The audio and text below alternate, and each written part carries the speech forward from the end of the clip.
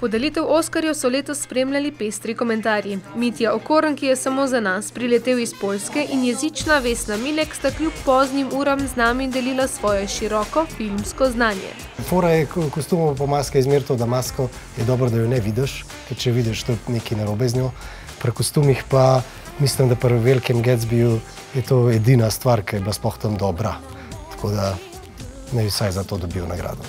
Zrežirati samo obraz Sandre Bullock v tako dolgem filmu je tudi mojstrstvo, ne? Razgovorila sta se tudi o pomenu Oskarjev. Čisto vsakmu, mislim, da režiserju, producentu, filmmakerju Oskar pomeni zelo velik, če ne tudi vse, v smislu, da koga dobi, mu je vse vrata odprta.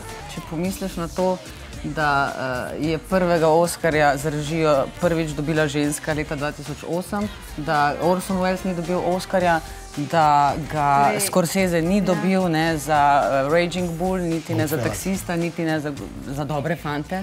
Si lahko misliš, kaj pomeni ta akademija, ne? Čeprav je bila noč dolga, sta na koncu le našla skupno mnenje, komu in zakaj bi najraje predala kipec. Za dihanje bi lahko dobila Sandra, ki je fajn dihala v tem vesolju. Res, jaz bi z veseljem, da bi me Sandra dihala na ušesa. Malo je zgodna ura, pa so nekateri neresni, nekateri smo pa že preveč utrujeni, da bi to neresnost kontrolirali.